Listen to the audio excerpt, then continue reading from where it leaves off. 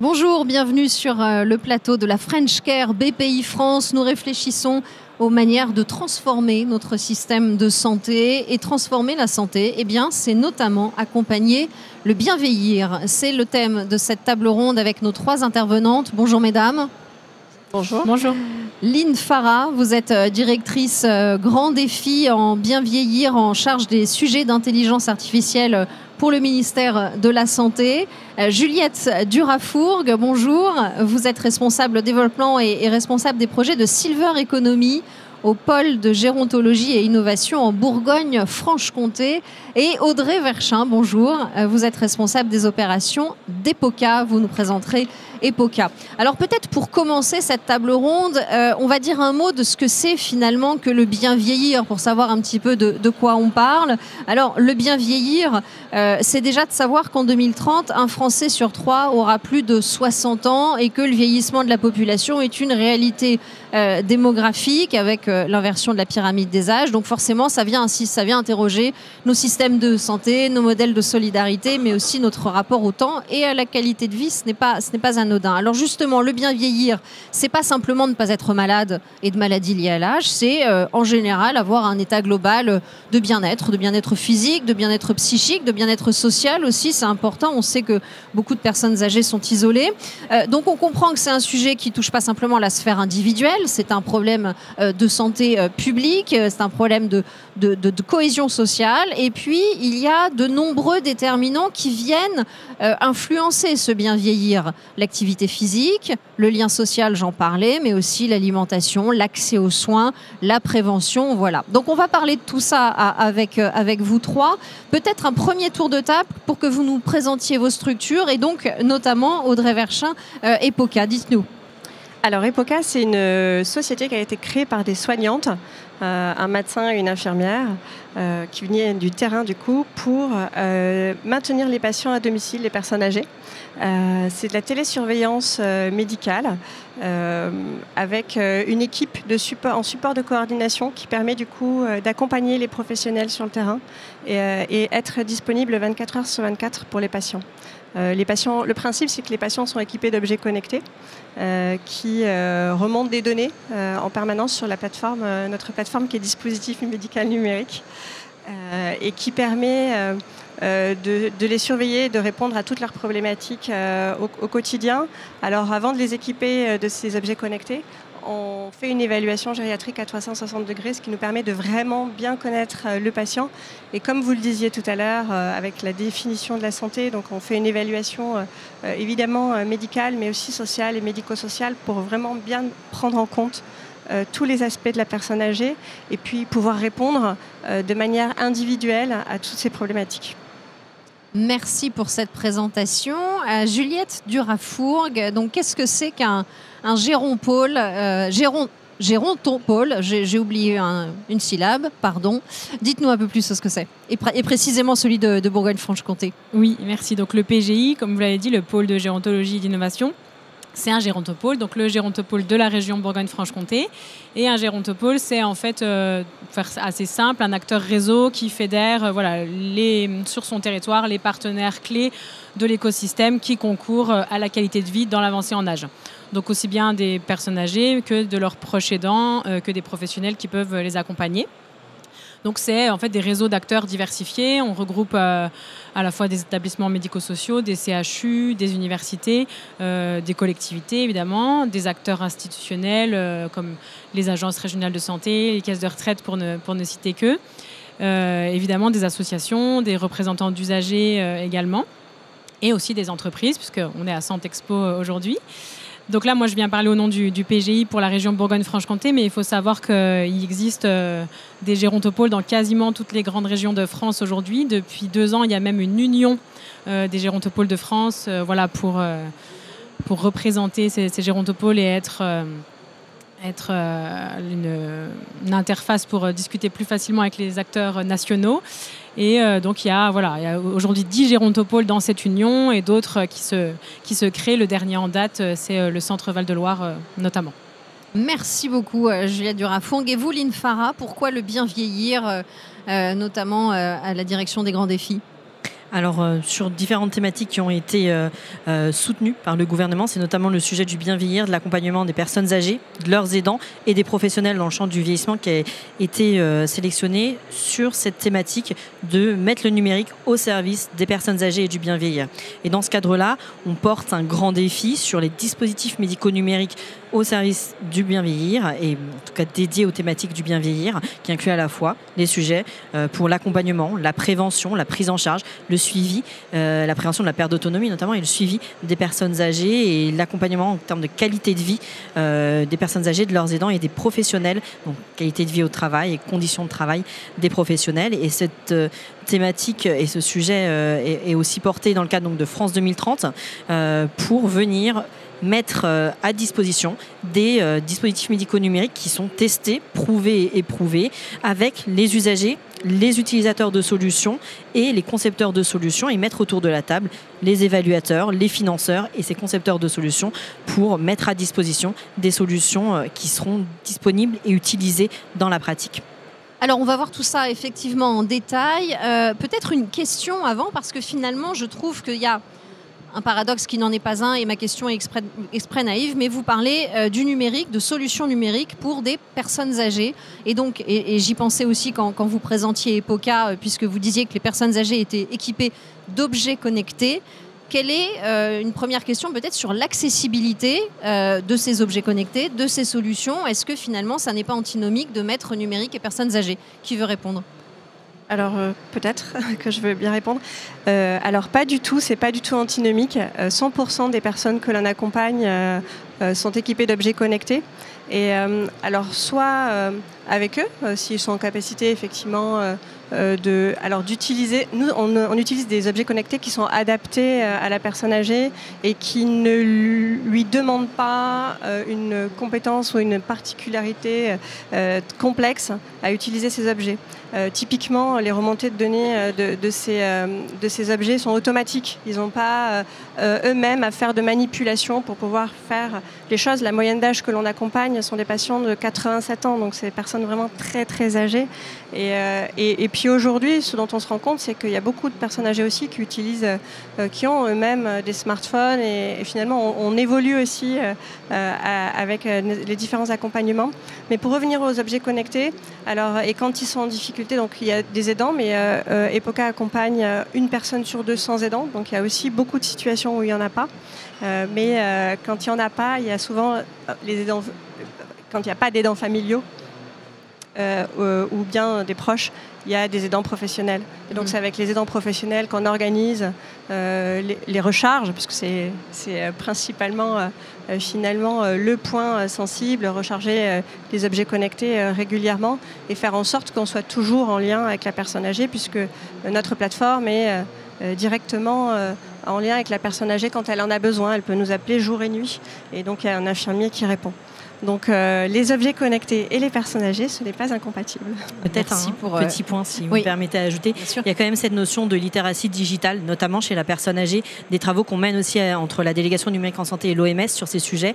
Et c'est vrai que certaines personnes âgées s'habituent. On voit par exemple l'usage des outils pour l'audition, où les personnes ont sur leur téléphone l'outil qui leur permet d'adapter l'audition. Et je l'ai vu notamment quand je suis allée à l'association Hold Up, où on voit des personnes qui sont un peu plus finalement technophiles et qui ont envie d'utiliser ces outils parce que ça améliore concrètement leur quotidien, et d'autres qui le sont un petit peu moins et qui demandent de l'aide. Et dans ce cadre-là, on a notamment les maisons France Santé Service qui permettent aussi d'accompagner, pas uniquement sur le numérique en santé, mais notamment ces sujets, des personnes âgées qui le souhaitent sur ces sujets de compréhension aussi, d'appréhension, d'utilisation, et diminuer un petit peu finalement la crainte qu'ils pourraient avoir dans l'usage de ces outils. C'est la première étape, et de comprendre donc sur la formation sur la deuxième étape. Oui, je pense que c'est important de le préciser, et je trouve aussi intéressant que vous ayez montré en fait alors tout l'écosystème au sein des gérontopoles, mais aussi toutes les personnes qui interviennent. Ce ne sont pas seulement les personnes âgées et les professionnels, il y a aussi les aidants, et je pense de parler des aidants, c'était important. Alors maintenant, j'aimerais qu'on voit ensemble finalement ce qui empêche, ou alors non, parce que je vais peut-être un peu trop loin déjà dans la conclusion, mais est-ce qu'on vieillit bien en France aujourd'hui? Et si oui ou sinon, quels sont les verrous? Qu'est-ce qui nous empêche de bien vieillir? Peut-être voulez-vous commencer, Juliette Durafourgue?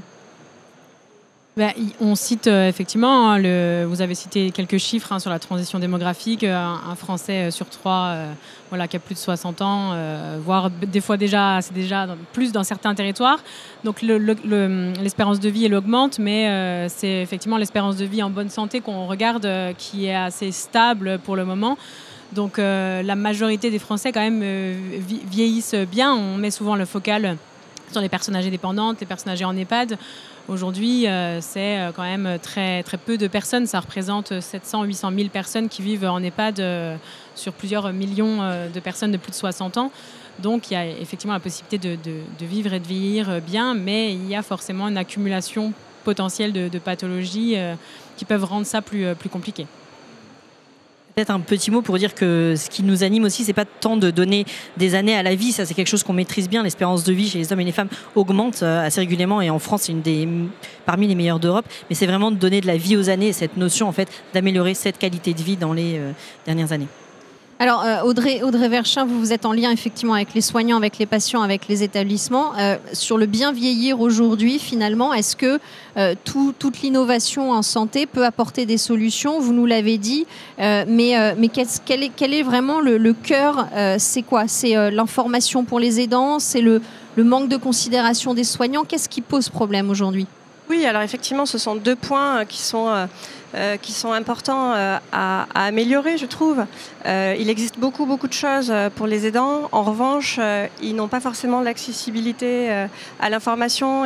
Finalement, il y a une dichotomie entre l'existant et les informations qu'ils ont en leur possession. Donc, en ça, EPOCA accompagne les aidants au quotidien, puisque quand on fait notre évaluation gériatrique dont je vous parlais tout à l'heure, on fait une évaluation aussi d'accompagnement pour les aidants. C'est une prise quand il y en a. Donc je vous l'ai dit tout à l'heure, une fois sur 2. Vous disiez, exactement. Et c'est important de les accompagner dans ces informations et dans tout ce qui existe, parce que finalement ils ont souvent pas de notions. Ils ont besoin aussi d'avoir des compétences sur la maladie. Des compétences, plutôt des connaissances sur la maladie de leurs proches pour pouvoir mieux comprendre, mieux l'accompagner. Et on assiste également aussi au vieillissement des aidants qui sont parfois, qui sont de plus en plus isolés et donc il faut vraiment accompagner. Et le deuxième point, j'ai effectivement pu constater tout au long de ma carrière, puisque j'ai accompagné des soignants.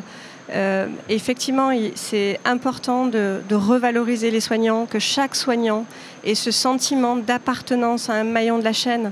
Et ça, c'est chaque structure, chaque accompagnement qu'on peut faire au quotidien et de leur mettre à disposition tout ce dont ils ont besoin pour pouvoir avoir ce sentiment-là. Et finalement, s'ils ont ce sentiment, ça veut dire qu'ils sont allés au bout de leur mission. Un soignant, tous les matins, il a la volonté de bien faire son travail. Et quand il n'arrive pas au bout, on arrive à l'épuisement des professionnels. Et ça, il me semble que c'est une notion qui est clé.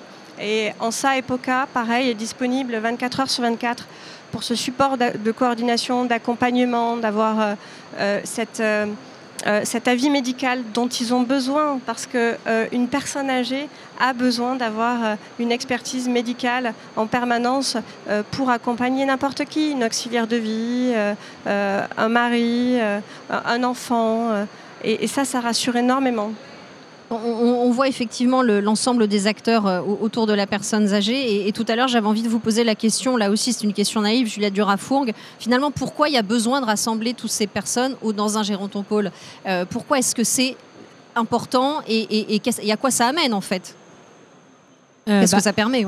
Quand vous m'avez présenté, effectivement, vous avez parlé des projets de Silver Economy. C'est un des axes des gérontopôles parmi d'autres. Il y a aussi la recherche, la formation, la prévention. Mais effectivement, sur cet axe Silver Economy, donc en fait, le marché des produits, des services à destination des seniors, pour faire très simple, il y a effectivement cet aspect santé. On est aujourd'hui à Santexpo, mais il y a aussi tout plein d'autres dimensions. Vous le citiez en introduction. Il y a tout ce qui est habitat, le lien social, le loisir, la consommation, l'alimentation. Donc il y a aussi des personnes entre 60 et 100 ans. Il y a plusieurs générations qui se côtoient. C'est pas la même chose d'être à domicile, en habitat collectif, en EHPAD, d'être aidant, d'être professionnel. Donc il y a aussi besoin d'avoir cette vision 360.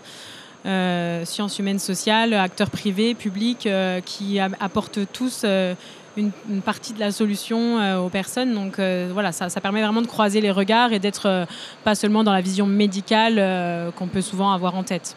Et est-ce que, vous parliez du marché de la silver economy, est-ce que toutes les solutions innovantes, digitales dont on a parlé, notamment avec Epoca, est-ce que c'est des solutions qui sont faciles à intégrer dans cet écosystème et ce marché? Est-ce que vous avez un rôle là à jouer pour les faire découvrir, les pousser aussi Il y a plusieurs défis. Il y a effectivement de pouvoir trouver son marché et comment l'adresser.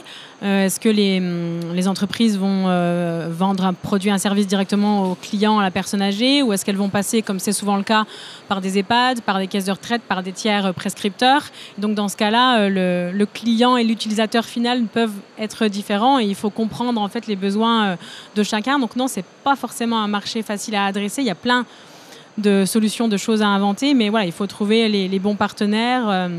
Donc les gérontopoles, en effet, peuvent aider les entreprises, enfin les entrepreneurs, puisque ça peut être des acteurs de l'économie sociale et solidaire, des associations, hein, etc., notamment à répondre vraiment aux besoins, à s'assurer que la solution, elle vient répondre aux besoins des premiers concernés. Et donc, on peut les aider sur des tests d'usage, leur faciliter l'accès à des terrains d'expérimentation, que ce soit EHPAD au domicile.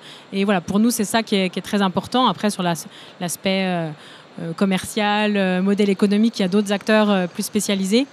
Mais on va être vraiment sur ce chaînon, voilà, sur cette chaîne-là, pour s'assurer que ça réponde vraiment intelligemment aux besoins et que ça ne soit pas une solution, un service qui après soit laissé dans le placard et pas utilisé.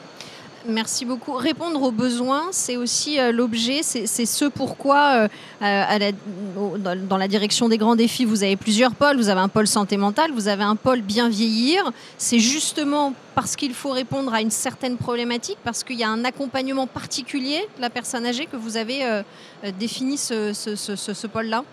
Tout à fait, et ça, on a identifié dans le cadre de l'état des lieux qu'on a pu mener entre 2023 et 2024 plusieurs éléments qui justement mettaient en exergue certaines spécificités du secteur de l'accompagnement chez la personne âgée et notamment du secteur qui propose des innovations pour ses utilisateurs, ses usagers. La première étape, c'est de bien penser à les associer dès le départ, comme ça a été cité, et heureusement que les gérontopoles justement proposent aussi cette possibilité de mettre et de faire le lien entre les usagers de ces solutions et les concepteurs de solutions. On a pu voir que, on va dire sur quatre points. Le premier, sur l'innovation et la recherche, il y a ce besoin de faire connaître à l'écosystème les accompagnateurs qui permettent justement de tester et de démontrer l'intérêt réel en conditions réelles d'utilisation dans des phases de test ou d'essais cliniques. On a notamment les gérontopoles, des living labs, des acteurs qui maîtrisent justement les enjeux et les spécificités du grand âge et du bien vieillir. Le deuxième sujet, c'est le sujet de l'évaluation de ces technologies numériques. Et sur cet enjeu-là, c'est d'avoir accès à des méthodologies de référence, actions sur lesquelles la CNSA et l'Union des gérontopoles travaillent justement pour savoir quelles sont les méthodes qui permettent d'évaluer l'intérêt et l'acceptabilité, l'usage de tout type de solutions, notamment numériques, dans les différentes phases de développement d'une solution. Le troisième point, c'est la question de la prise en charge. Non pas que les prises en charge n'existent pas, puisqu'il y en a certaines qui existent, sûrement d'autres qui doivent être mises en œuvre, mais c'est qu'elles ne sont pas connues, notamment des concepteurs de solutions, des utilisateurs de ces solutions sur toutes les étapes, c'est-à-dire il y en a beaucoup. Et ce qu'on a mis en place, c'est au sein de Genius, qui est donc un site pour les entrepreneurs et les innovateurs du numérique en santé, on a dédié une section médico-sociale qui a été mise en service l'année dernière, en 2024, pour montrer toutes les modalités d'accès au marché, de financement, quels sont les acteurs qui existent, mettre en visibilité certains gérontopoles, des tiers-lieux d'expérimentation qui peuvent être spécialisés dans le secteur du grand âge et du bien vieillir. Et le dernier axe, bien sûr, c'est l'enjeu de la formation à l'utilisation de tous ces outils, notamment, on en parlait en début d'interview, la formation des personnes âgées, la formation des professionnels à l'utilisation de ces outils et à l'usage dans la pratique. Merci beaucoup. Vous parliez effectivement de la formation. Audrey Verschin, on voit donc toutes les solutions qui se posent. Finalement, les clés du bien vieillir, ça passe par certaines des innovations qu'on a évoquées, notamment la formation. Chez Epoca, en quoi est-ce que vous répondez clairement à la problématique? Est-ce que vous avez, comment est-ce que vous avez réinventé en fait cette approche du bien vieillir? Alors, chez EPOCA, le métier du soin a totalement été réinventé puisque aujourd'hui, on appréhende les métiers, qu'ils soient d'infirmier ou de médecin, de manière totalement différente avec des données qu'on n'a jamais eues jusque-là. Donc, on apprend à analyser les situations totalement différemment. Et finalement, les soignants, quand ils viennent chez nous, ils apprennent un nouveau métier, une nouvelle façon de travailler, et tout en étant en complémentarité. Et ça, j'y tiens, des professionnels du terrain. C'est essentiel, cette complémentarité. Et finalement, de faciliter et de permettre un accès et facile aux soins qui sont réalisés au quotidien. Les personnes âgées ont toute la volonté de rester chez elles. Il va y en avoir, on l'a dit en introduction, de plus en plus. Pour moi, la clé de la réussite, c'est aussi de respecter l'environnement de la personne âgée. Je ne sais pas si vous connaissez la figure d'attachement. Quand on est bébé, on associe le visage de ses parents et toute sa vie, on associe les visages des personnes avec qui on grandit. C'est ce qu'on appelle la figure d'attachement. Et plus on vieillit, et plus cette figure d'attachement s'arrête, puisqu'on perd les gens au fur et à mesure de la vie. Et donc les personnes âgées se rattachent finalement aux objets et à leur logement, à leur environnement. Donc on a tous envie de rester chez soi, c'est aussi pour ça qu'on y reste, on a envie et que parfois c'est compliqué de changer un fauteuil parce que ça fait des années qu'il a été au coin de la salle. Ça c'est essentiel pour moi qu'un soignant déjà comprenne tout ça et pour pouvoir accompagner de manière pertinente chaque professionnel et pouvoir permettre justement le maintien à domicile de chaque personne âgée. On a besoin de ces formations en permanence. L'accès à un médecin finalement de chez nous, 24 heures sur 24, permet une meilleure connaissance des fragilités, des préventions. Et finalement, à chaque échange entre nos professionnels et les professionnels du quotidien, on permet cette montée en compétences et cette formation qui est essentielle au quotidien. Et il me semble qu'on permet du coup aux professionnels d'avoir cette sensation d'appartenance à un maillon de la chaîne essentielle au maintien à domicile. Oui, on voit bien effectivement en quoi vous apportez une solution pour améliorer le bien vieillir qui passe effectivement par le maintien à domicile de la personne. Lynn Farah, Juliette Durafourg, j'aimerais également qu'on voit avec vous, dans cette dernière partie de table ronde, les actions, ce qu'il faut encore mettre en place, les défis qu'il faut encore relever pour accompagner le bien vieillir en France. Vous avez déjà donné plusieurs des actions que vous meniez dans vos différentes structures, l'importance de la coordination entre toutes ces structures. Qu'est-ce qu'il reste à faire, j'ai envie de dire ? Alors, peut-être on a différents points ou différents leviers à activer, peut-être défis à relever sur les différentes étapes. Un premier qui va être notamment plutôt dédié à tout ce qui concerne l'accompagnement justement de ces innovations numériques qui parfois sont peut-être un peu plus dans le secteur du bien-être, un petit peu moins dans le secteur de la santé, des dispositifs médicaux numériques, et pour ce passage à l'échelle, de pouvoir accompagner les porteurs de projets, les innovateurs sur ces thématiques. Et dans ce cadre-là, on a lancé hier un appel à projet dédié sur les dispositifs médico-numériques au service des personnes âgées et du bien vieillir dans le cadre du Grand Défi, qui va venir accompagner sur les premiers stades, donc les stades d'innovation, du co-développement, d'innovations qui ne sont pas encore finalisées et qui nécessiteraient des fonds pour faire ces étapes-là. Et sur un deuxième stade, plutôt on l'appelait démonstrateur grandeur nature, donc c'est-à-dire le passage à l'échelle, la démonstration de la valeur, de l'acceptabilité, de l'usage, de l'intérêt, quand on a démontré l'intérêt clinique, l'intérêt aussi médico-économique sur le terrain, de se doter de ces solutions pour avoir accès à ces solutions-là. Oui, c'est effectivement tous les enjeux qu'on retrouve dans les différents secteurs de la santé, que ce soit la santé mentale ou la prévention. On est effectivement sur ces mêmes défis à relever. Juliette Durafourg, comment est-ce que vous pensez qu'on peut aller plus loin encore, et notamment au sein des gérontopoles, vers cet accompagnement du bien vieillir ? Alors, on va être assez complémentaire de ce que vous avez dit. Nous, on va être plutôt sur l'accompagnement de la société, des politiques publiques.